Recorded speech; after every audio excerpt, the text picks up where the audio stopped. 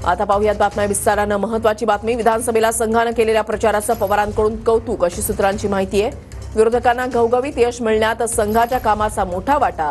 काल झालेल्या पक्षाच्या बैठकीमध्ये पवारांचं हे वक्तव्य असल्याची सूत्रांची माहिती आहे। विधानसभा निवडणूक हातचा मळ असल्याचा आम्ही समज केला। बैठकीमध्ये शरद पवारांनी आपलं हे मत व्यक्त केल्याचीही सूत्रांची माहिती आहे। शरद पवारांकडून राष्ट्रीय स्वयंसेवक संघानं विधानसभा निवडणुकीमध्ये केलेल्या प्रचाराचं कौतुक करण्यात आलंय। विधानसभा निवडणुकीमध्ये विरोधकांना घवघवीत यश मिळण्यामध्ये संघाचा मोठा वाटा असल्याचं पवार म्हणाले, तशी सूत्रांची माहिती आहे। लोकसभा निवडणुकीमध्ये आपल्याला घवघवीत यश मिळाल्यानं आपण गाफील राहिलो। विधानसभा निवडणुका हातचा मळ असल्याचा आम्ही समज केला, असं पवारांनी या बैठकीमध्ये म्हटल्याचं सूत्रांची माहिती आहे। विरोधकांनी लोकसभेतील पराभवाची गांभीर्यानं नोंद घेतलेली होती। संघाच्या कार्यकर्त्यांनी विधानसभा निवडणूक हातामध्ये घेतली। संघाचे कार्यकर्ते घरोघरी गेले, त्यांनी हिंदुत्वाचा प्रचार केला।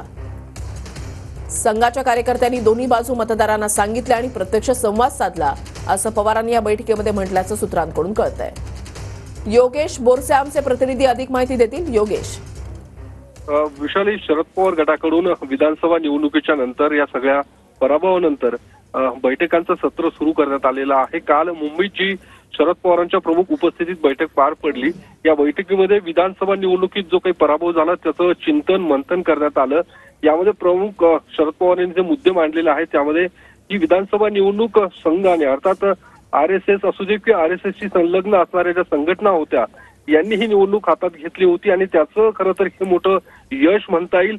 ज्या पद्धतीने लोकसभा निवडणुकीमध्ये भाजपचा जो मोठा पराभव झाला, महायुतीचा राज्यामध्ये जो मोठा पराभव झाला, त्यानंतर खरं तर सत्ताधाऱ्यांमध्ये एक खडबडून जागे झाले होते आणि त्यानंतर त्यांनी व्यूहरचना आखली। त्यानुसार संघाने हिंदुत्वाचा प्रचार जोरदार असा केला, लोकांपर्यंत संघाच्या वेगवेगळ्या संघटना पोहोचल्यात आणि त्यामुळे हे मोठं यश भाजपला आणि महायुतीला मिळाल्याचं शरद पवारांनी यामध्ये नमूद केलेलं आहे।